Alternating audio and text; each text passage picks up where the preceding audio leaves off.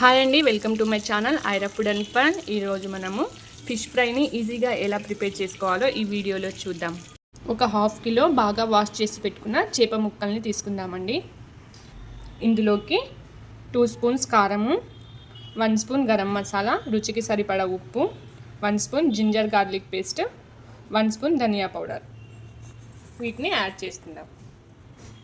ఇప్పుడు ఇందులో ఒక ½ లెమన్ని పిండుకోవాలి. ఇప్పుడు ఇందులో 1½ స్పూన్ కార్న్ఫ్లోర్ని వేసుకుందామండి. ఇందులో 1 టేబుల్ స్పూన్ ఆయిల్ వేసుకోవాలి. ఆయిల్ వేసిన తర్వాత వీటన్నిటిని చేపల ముక్కలకు బాగా అప్లై చేసుకోవాలండి.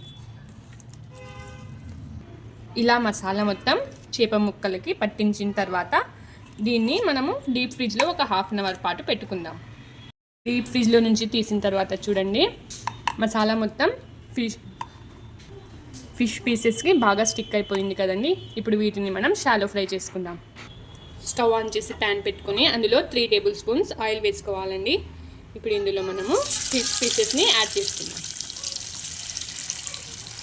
ప్యాన్లో ఎన్ని వీలైతే అన్ని ఫిష్ ముక్కల్ని యాడ్ చేసుకుందాము. ఇప్పుడు మంటను మీడియం ఫ్లేమ్లో పెట్టుకొని వీటిని షాలో ఫ్రై చేసుకోవాలి. ఫిష్ పీసెస్ వేసిన వెంటనే కదపకుండా ఒక 2 మినిట్స్ ఆగిన తర్వాత వీటిని టర్న్ చేసుకోవాలి. ఇప్పుడు రెండో వైపుకి తిప్పుకుందామండి. వీటిని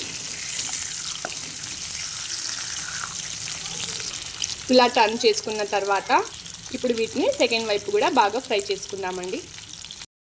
మన ఫిష్ బాగా ఫ్రై అయిపోయింది. వీటిని మనం ఒక ప్లేట్లోకి తీసుకుందాం. ఇదే విధంగా మిగిలిన ఫిష్ ముక్కల్ని కూడా ఫ్రై చేసుకుందామండి. అంతే అండి, మన ఫిష్ ఫ్రై రెడీ అయిపోయింది.